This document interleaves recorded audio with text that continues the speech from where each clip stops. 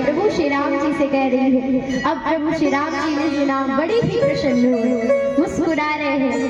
प्रभु का तो स्वभाव ही है, सदैव मुस्कुराते रहते हैं, चाहे परेशानी हो, चाहे कोई खुशी हो, लेकिन उनके चेहरे पे सदैव मुस्कान बनी रहती है। आप प्रभु श्री कृष्ण को देखिए, बड़ी से बड़ी विपत्ति आई, परेशानी आई, लेकिन उनके चेहरे पर सदैव मंद मंद मुस्कान बनी रहती। अर्थात मतलब कि जीवन में कोई भी परिस्थिति आ जाए, लेकिन हमको सदैव अपने धीरज को नहीं खोना चाहिए, सदैव मुस्कुराते रहना चाहिए। क्यों? क्योंकि जीवन में सुख और दुख एक हाथ के पहलू है। जैसे अगर सुख है तो दुख आएगा, दुख है तो सुख आएगा। अच्छा, एक संत जी थे, उन्होंने एक व्यक्ति से कहा कि बेटा यहाँ पर कुछ ऐसी बात लिख दो कि यदि कोई दुखी व्यक्ति देखे तो प्रसन्न हो जाए और कोई सुखी व्यक्ति देखे तो वो दुखी हो जाए। कोई दुखी व्यक्ति देखे तो वो सुखी हो जाए, कोई सुखी व्यक्ति देखे तो वो दुखी हो जाए, ऐसी बात। तो वहां पे क्या लिखा गया? ये वक्त भी गुजर जाएगा। अब दुखी व्यक्ति देखेगा ये वक्त भी गुजर जाएगा, तो उसे प्रसन्नता होगी कि प्रभु कृपा करेंगे और अच्छा दिन आएगा। अगर किसी के पास सुख है, उसने देख लिया ये वक्त भी गुजर जाएगा, तो उसे दुख हो जाएगा कि मेरा सुख जाने वाला है। अगर लोगों के पास धन हो गया, सुखी है, तो अभिमान करते हैं तुरंत। अस को उदार जन्मा जगमाही, प्रभुता पाई जाए मदनाई। जिसे प्रभुता मिल जाए और अहंकार न आए, ऐसा तो कोई शायद जन्म लिया हो। अहंकार तुरंत मनुष्य को आता है, लेकिन अहंकार नहीं करना चाहिए, क्योंकि अगर प्रभु ने आज हमें सुखी किया है तो कल को दुख भी आएगा। अगर आज दुख है तो कल प्रभु सुख भी देंगे। सदैव धैर्य रखें, धीरज रखें, प्रभु पर विश्वास रखें, प्रभु की कृपा पर विश्वास रखें। तो आज बड़ा ही सुंदर कोमल की रश्मि के बाद पावन विदाई का समय आया, तो माँ सीता और उनकी बहनों की जो विदाई का समय आया था, तो सीता माता को सुंदर उपदेश मिल रहा है उनकी माता के द्वारा। अच्छा, क्या उपदेश दे रहे हैं? सास ससुर गुरु सेवा करो, सास ससुर गुरु सेवा करो, सास ससुर गुरु सेवा करो, सास ससुर गुरु सेवा करो।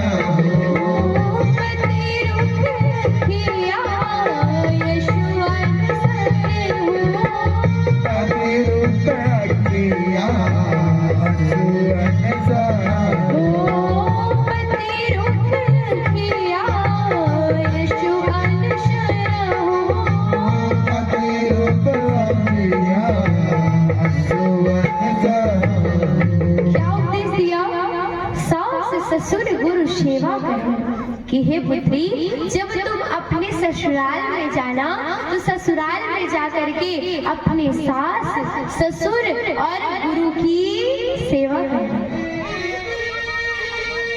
और अपने पति के बताए हुए मार्ग के अनुसार ही आगे बढ़ना। अब क्या शिक्षा मिली? सबको अपने इशारों पे और तब की माताएं क्या शिक्षा देती थी कि सास ससुर गुरु सेवा करना, सास की सेवा करना, ससुर की सेवा करना और गुरु जी की सेवा करना। पहले का समय ये था कि बहू सोचती थी कि पता नहीं कैसे सास मिलेगी, और अब का समय ये है कि सास सोचती है कि पता नहीं कैसे बहू मिलेगी। देख सखी संसार की हालत क्या हो गई, भगवान की कितना बदल गया है इंसान। सही बात है ना? पहले अगर कोई लड़की की शादी होने वाली तो सोचती थी पता नहीं कैसी सास मिलेंगी हमारी। अब तो किसी से भी आप बात कर लो, अगर उनके पुत्र की शादी होने वाली हो ना तो कहेंगे पता नहीं बहन कैसी बहू आए भगवान।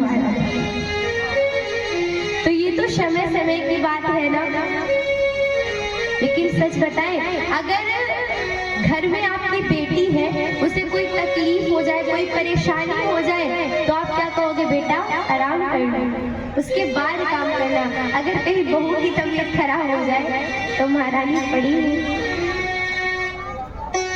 लेकिन गलती सिर्फ सास की नहीं है, बहू भी देखिए जिस प्रकार बेटी बनकर के अपनी माँ की सेवा करती है, माँ की हर बात मानती है, उसी प्रकार जब ससुराल में आवे तो ससुराल में आकर के अपनी सास को भी अपनी माँ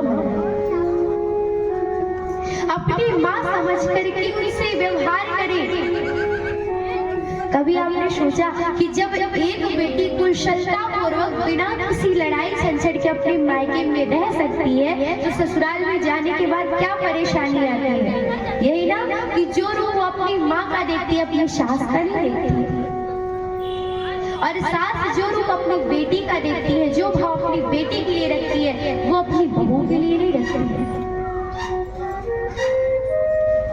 अगर बहू विवाह के बाद अपनी माँ वाला भाव रखे और माँ बहू के आने के बाद उनसे अपनी बेटी वाला भाव रखे तो कभी भी लड़ाई हो नहीं। आपने देखा है जब तक बच्चों की शादी नहीं होती तब तक कोई माँ बाप वृद्धाश्रम नहीं जाते हैं। शादी के बाद ही माँ बाप की नौबत आती है कि वृद्धाश्रम जाए। क्यों? क्योंकि कहीं ना कहीं बहू आती है घर में तो माता पिता की तरह व्यवहार नहीं करती है।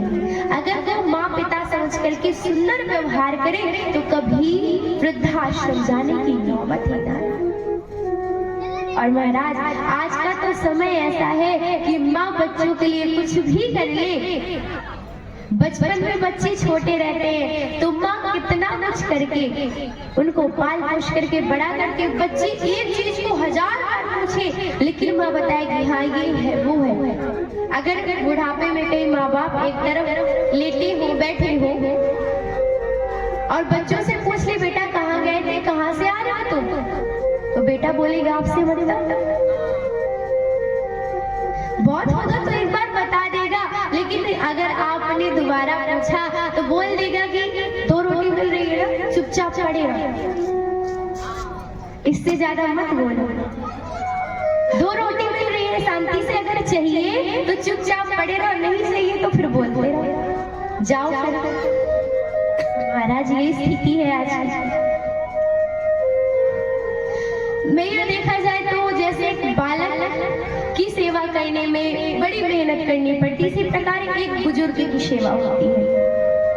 तो जब माता पिता अपने बालक की सेवा कर सकते हैं, सेवा ही कहेंगे हम तो, पालन पोषण बिल्कुल नहीं कहेंगे, हम कहेंगे सेवा करते हैं। जब माता पिता सेवा कर सकते हैं तो जब माता पिता वृद्ध हो जाते हैं तो वो बच्चे वो बालक क्यों नहीं सेवा करते, क्यों नहीं पालन पोषण करते? आप ये सोचिए क्या बच्चे खुद बड़े होते हैं, कितना मेहनत, कितनी परेशानी। लेकिन वही बच्चे अपना कर्तव्य भूल जाते हैं। कहीं ना कहीं इसकी कमी है कि उन बच्चों के जीवन में अध्यात्म न हो। हमने आज से पहले भी कहा था कि कथा हो तो अपने बच्चों को कथा जरूर सुनाए, ना सुने तो जबरदस्ती बांध के रस्सी से सुनो, लेकिन कथा जरूर सुनाओ। क्योंकि अगर वो प्रभु श्री राम के, प्रभु श्री कृष्ण के जीवन से परिचित होंगे, ये मानिए उनका जीवन भी प्रभु श्री राम की तरह बनेगा, प्रभु श्री कृष्ण की तरह बनेगा। क्योंकि आध्यात्म ही ऐसा है जो हमको सच्चे मार्ग पर लाता है, हमको शांति देता है। आध्यात्म जीवन में बहुत जरूरी है, तो इसलिए सबको आध्यात्म से जरूर जुड़ना चाहिए। महाराज, कलयुग का समय है कि लोग चाहे ऐसे बातों में बिता दे समय, लेकिन कथा के लिए उनके पास समय नहीं होता। अन्य बातों के लिए खूब समय होगा, लेकिन कथा के लिए समय बिल्कुल नहीं है। जबकि जिनके लिए समय नहीं देना चाहिए उसके लिए हम दे रहे हैं, और जहां समय देना चाहिए वहां पर हम नहीं दे रहे हैं। कहीं ना कहीं आज वृद्धाश्रम खुलने का यही बड़ा कारण है। तो हम तो यही कहेंगे, जब जब आगे से कथा हो, कहीं भी कथा हो, आपको पता लगे तो बच्चों को जरूर ले जाए। एक बार सभी भाव से बोलिए, बोलिए श्री वृंदावन बिहारी लाल की, बोलिए श्यावर रामचंद्र की। आज बड़ा ही सुंदर उपदेश दिया है माँ सीता की, मांडवी मैया की, उर्मिला मैया की, श्रुतकीर्ति मैया की सुंदर विदाई होती है। अब जब सुंदर विदाई हुई, कहते हैं महाराज कि जो इस विवाह के सुंदर प्रसंग को सुनता है, श्री रघुबीर विवाह जैसे प्रेम गावहि सुनहि, तिन कहूँ सदा उछाहु मंगलाय तन राम जसु। जो भी व्यक्ति सुनता है, श्रवण करता है, गाता है, उसके समस्त कष्ट दूर हो जाते हैं। प्रभु की कृपा सदैव बनी रहती है, सदैव बरसती है प्रभु की कृपा। और आज चारों मैया विदाई होकर के सुंदर अवधपुरी धाम में आती है। इधर मैया कौशल्या, मैया कैकेयी, मैया सुमित्रा इतनी प्रसन्न है, इतनी प्रसन्न है। अवध में सुंदर ढोल बज रहा है, सुंदर मृदंग बज रहा है, सारी प्रजा बड़ी खुशहाली, क्योंकि आज उनके चारों राजकुमारों का विवाह चल हुआ है। तीनों मैया बड़ी प्रसन्न है, बड़े आनंद में स्वागत करती हैं अपनी बहुओं का। इसके बाद सुंदर पूजा करवाई है, सारी जो रस्म होती है रस्में हुई है। और कहते हैं महाराज, जब से अवधपुरी में प्रभु श्री राम जी का, भैया लक्ष्मण का, भरत जी का, शत्रुघ्न जी का सुंदर विवाह संपन्न हुआ है, बहुएं आई हैं, तब से अवध का आनंद कैसा है। जब तेरा मुँह ब्याहे घर आए, जब तेरा मुँह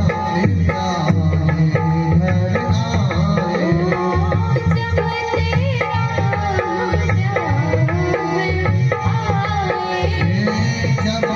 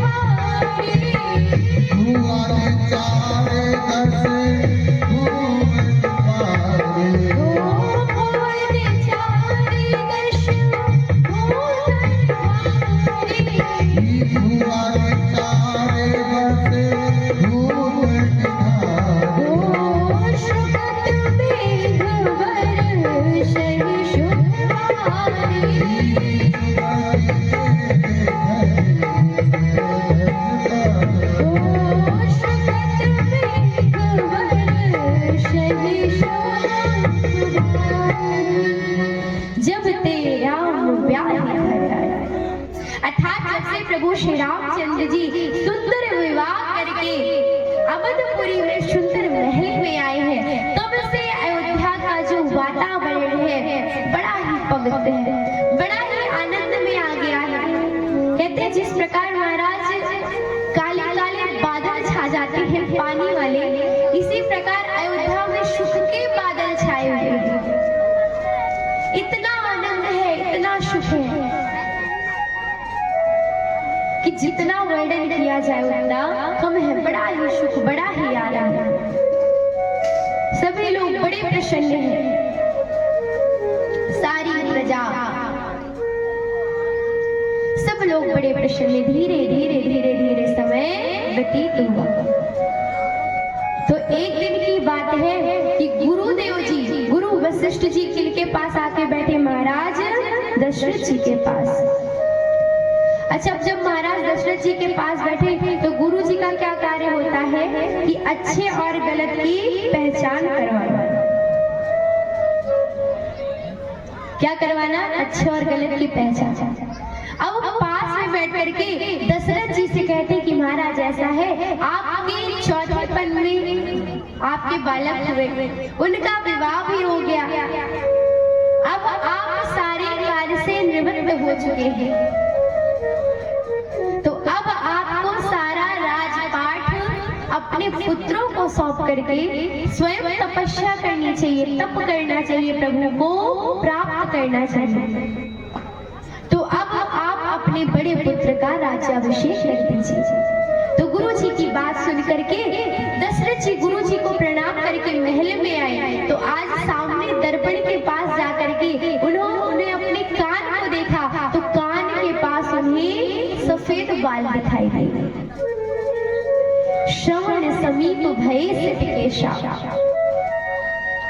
मनहु जठर पनु अस उपदेशा।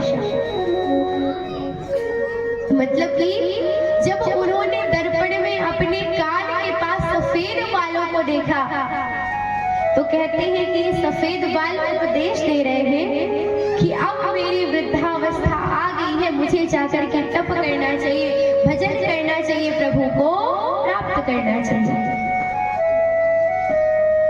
तो इसीलिए मेरा ऐसा विचार है कि बिना विलंब किए हुए बेगी विलंब न करिए नृप सचिव शुभ समाज। मतलब कि बिना विलंब किए हुए अब मुझे अपने पुत्र राम का राज्याभिषेक कर देना चाहिए, उसको राजा बना देना चाहिए। गुरु वशिष्ठ जी के पास गए। अब वशिष्ठ जी के पास कहते हैं कि महाराज मेरी बड़ी इच्छा है कि मैं अपने बड़े पुत्र को राज दूं, उसका राज्याभिषेक कर दूं। अब गुरु वशिष्ठ जी ने सुना, बड़े प्रसन्न हुए, दशरथ जी की प्रशंसा करते हैं। हाँ हाँ राजन, आपने बड़ा ही सुंदर विचार सोचा है। बिल्कुल सारे नगर में घोषणा करवा दीजिए कि कल हमारे राम का राज्याभिषेक होगा। इधर महाराज सारे नगर में घोषणा करवा दी गई कि कल प्रातः में राम का राज्याभिषेक होगा। अब जब घोषणा हो रही थी तो एक जो रानी है कैकेयी, उनकी दासी का नाम था मंथरा। क्या नाम था? कहाँ से आई थी? दहेज में आई थी ना, उनके मायके से। कहते हैं महाराज दहेज में लेने वाली चीज सारी चीज बुरी होती है। अब दहेज में आई है तो फिर काम तो दहेज वाला ही होगा ना।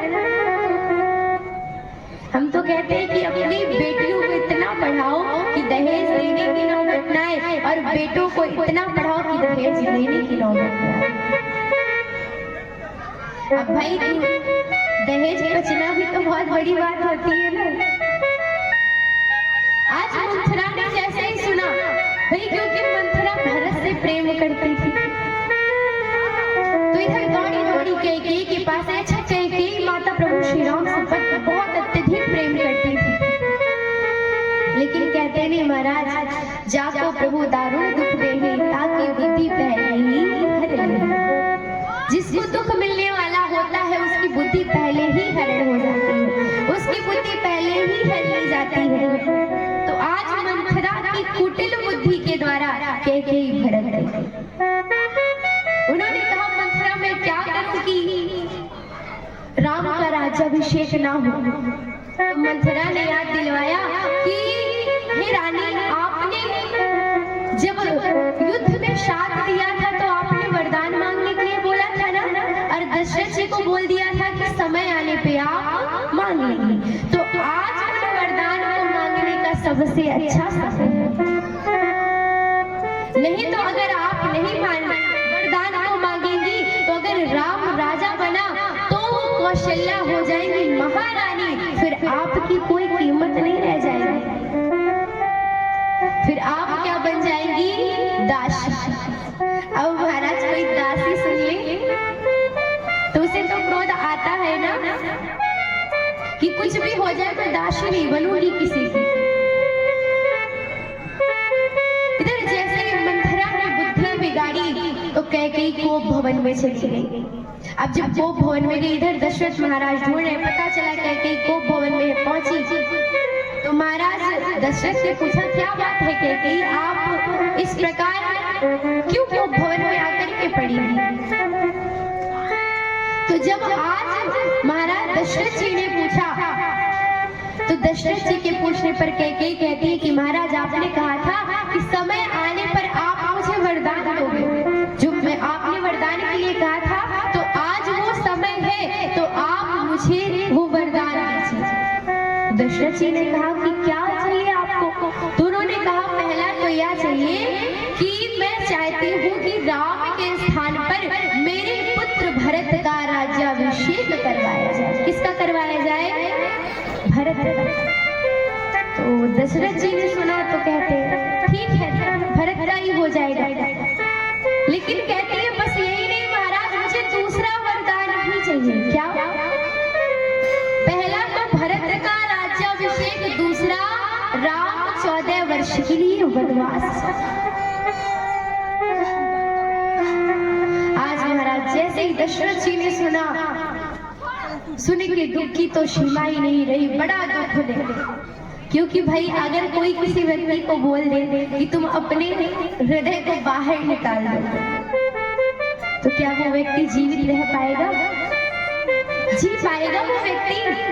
नहीं ना। तो यही स्थिति आज महाराज दशरथ जी की है। इतना दुख है, इतना विलाप कर रहे हैं कि कुछ उनसे कहा नहीं जा रहा। करे तो क्या करे, ना करे तो क्या ना करे, बड़े दुख में है। उनके मुख से तो कुछ शब्द ही नहीं निकल रहा है, बहुत दुख है। इधर कैकेयी जानती है कि भाई रघुकुल की एक रीति है कि प्राण भले चले जाए लेकिन वचन नहीं तोड़ते। तो ये बात तो अवश्य होगी कि मेरे पुत्र का राज्याभिषेक कर दिया जाएगा। अच्छा, आपने विचार किया कैकेयी भैया ने 14 वर्ष का ही वनवास क्यों मांगा? पता है क्यों मांगा 14 वर्ष का? कहते हैं महाराज कि रावण की पहली बात तो जितनी उसकी आयु थी उसके 14 वर्ष शेष थे। पहला कारण तो ये रहा। और दूसरा कारण ये था कि जो अयोध्या का सूर्यवंश का असली राजमुकुट था वो किसके पास था? बाली के पास। ऐसी कथा आती है, संत जी बताते हैं कि तभी प्रभु ने बाली का वध किया और मुकुट लेकर के आया। तो कैकेयी का यह भाव था कि मेरा पुत्र जाएगा वन और उस मुकुट को लेकर के आएगा, तो नकली मुकुट से थोड़ी राज्याभिषेक होगा, असली मुकुट से राज्याभिषेक होगा। कैकेयी मैया का ये भाव था। दूसरा, एक दिन संत जी बताते हैं कि एक दिन की बात है कि माँ कैकेयी अपने कक्ष में थी। प्रभु श्री राम जी उनके पास जाते हैं और प्रणाम करते कहते माँ मैं आपसे कुछ मांगना चाहता हूँ, क्या मुझे दोगी? तो माँ ने बोला बेटा तुम तो मेरे प्राण हो, जो तुम्हें जो चाहिए वो मांग लो मुझसे।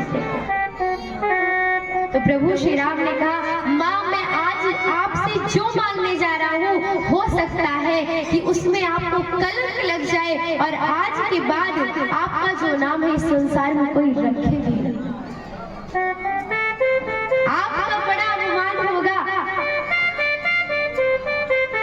तो माँ ने कहा बेटा तुम्हारे लिए तुम अपने प्राण भी दे सकती हूँ, यह अपमान कौन सी बड़ी चीज है? बोलो बेटा क्या चाहिए तुमको? प्रभु श्री राम जी ने कहा, माँ मुझे 14 वर्ष का वनवास चाहिए। माँ ने कहा ठीक है बेटा, मैं इस अपमान को सह लूंगी, लेकिन तुम्हारी जो इच्छा है वो पूर्ण होगी। क्योंकि प्रभु तो अपनी लीला करने आए थे और उन्हें वन जाना आवश्यक था, क्योंकि प्रभु को उद्धार भी तो करना था प्राणियों का। जो राक्षस थे उनका उद्धार भी तो करना था, वध करना था, रावण का वध करना था, क्योंकि प्रभु का अवतार ही रावण के वध के लिए हुआ।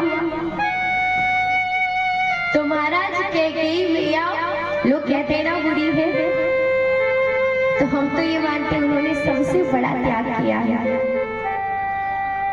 इधर जब महाराज दशरथ ने सुना, बड़ा दुख है, प्रभु श्री राम जी ढूंढते ढूंढते ढूंढते आ रहे हैं, तो पता चला कि पिताजी को भवन में है मां के साथ में, क्योंकि वहीं पे वरदान मांगे गए थे। पहुंचे, क्या बात है पिताजी? पिताजी के मुख से शब्द नहीं निकल रहा है। तो मां कहती, राम तुम जानते हो ना कि इस कुल की रीति है कि वचन को नहीं तोड़ते हैं, चाहे प्राण चले जाए। तो मैंने बस उनसे इतना मांग लिया कि तुम्हें 14 वर्ष का वनवास और भरत का राज्याभिषेक। प्रभु श्री राम जी ने कहा बस इतना ही? अरे माँ ये तो बड़ी सरल बात है, आप मुझसे पहले कह देती। तो देखिए प्रभु श्री राम जी का स्वभाव ऐसा है, ना तो उन्हें शोक हुआ ना तो उन्हें हर्ष हुआ, तुरंत प्रणाम किया और प्रणाम करके वहां से चले आते हैं। इधर मंथरा ने प्रभु को तपस्वी वेश वाले वस्त्र दिए हैं और उन वस्त्रों को लेकर के भगवान धारण करते हैं। तो माँ सीता, भैया लक्ष्मण भी उनसे आग्रह करते हैं कि हम भी आपके साथ चलेंगे, क्योंकि भाई अगर सीता माता ना जाती तो रावण हरण किसका करता? प्रभु को तो लीला करनी ही है। प्रभु ने लीला दिखाते हुए पहले तो मना किया, फिर हाँ बोल दिया। सबने सबसे आज्ञा मांगी है। अब जैसे ही इधर अयोध्या वासियों को पता चला कि उनके प्रभु जो राजा बनने जा रहे थे वो वन को जा रहे हैं, सब लोगों को बड़ा कष्ट हुआ। इधर प्रभु सुमंत जी रथ में बैठा करके लेकर के जाते हैं, प्रभु बैठे पीछे पीछे सारे अयोध्या वासी। चलते चलते सुंदर सरयू मैया का किनारा आया तो सब लोग वहां पर विश्राम करने लगे।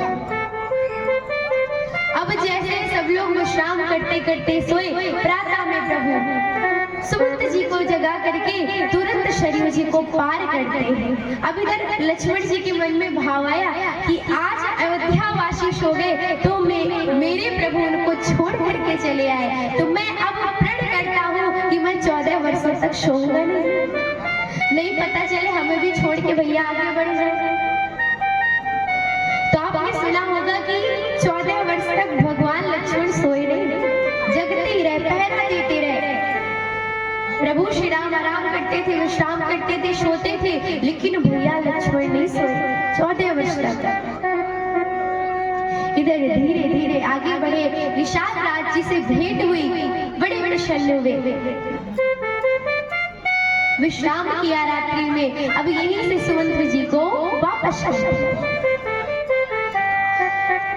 धीरे धीरे धीरे धीरे आगे बढ़े। तो अब जैसे ही आगे बढ़े, निषाद राज जी मिले थे तो उनसे कहते हैं भैया हमको नदी पार करनी है। उन्होंने कहा प्रभु हमारा सौभाग्य, केवट को बुलाया।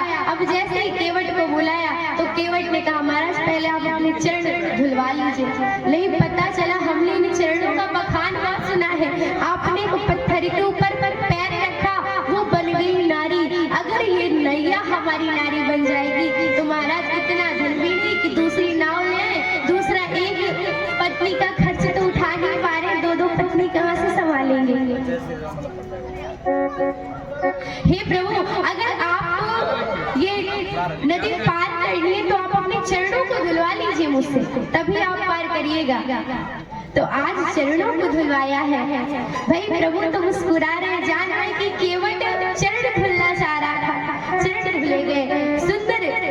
पार करते हैं तो बड़ा ही सुंदर भाव आता है क्या, हो मेरी नैया में लक्ष्मण राम, गंगा मैया धीरे बहो, हो मेरी नैया में लक्ष्मण राम, गंगा मैया धीरे बहो।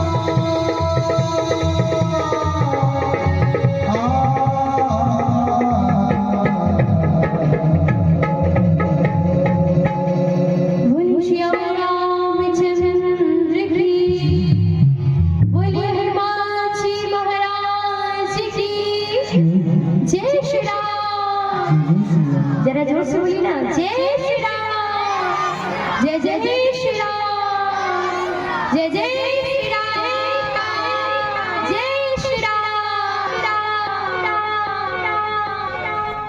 तो आज बड़े ही भाव के साथ प्रभु श्री राम जी ने, लक्ष्मण जी ने और माँ जानकी जी ने पावन गंगा मैया को पार किया है।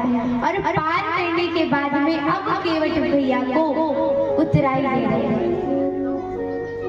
उतराई में क्या दिया? मुद्री दे रहे हैं। अच्छा, जब उतराई देने लगे तो केवट में बड़े सुंदर वचन बोले, क्या? आप आए द्वार प्रभु पार में उतारा, और हम आए द्वार प्रभु फूल और हे प्रभु, यदि एक केवट होता है तो दूसरे केवट से उठाई नहीं लेता, एक धोबी होता है तो दूसरे धोबी से धुलाई नहीं लेता। तो अगर प्रभु मैंने आपसे ले लिया, आप भी केवट हो, मैं भी केवट, अच्छा प्रभु केवट कैसे हुए? ये केवट है संसार की नदी से पार करने वाले, और वो केवट है भवसागर वाली नदी से पार करने वाले। तो भाव है, हम आए प्रभु आपके द्वार, जैसे आप आए तो हमने पार उतार दिया।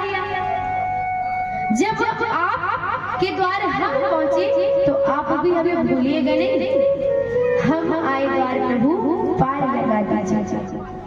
तो हे दीनानाथ, हे प्रभु, हे मेरे प्रभु राम, जब हम आपके द्वार पर आवे ना तो हमें भूलिएगा मत, आप हमको पार लगा दीजिएगा, हमारी भी नैया पार कर दीजिएगा। तो आज प्रभु ने जैसे ही केवट के सुंदर वचनों को सुना तो बड़े प्रसन्न हो जाता है। धीरे धीरे चलते चलते चलते सुंदर प्रयागराज धाम को पहुंचे, जहाँ पर भरद्वाज ऋषि का आश्रम है। वहां पर आशीर्वाद लिया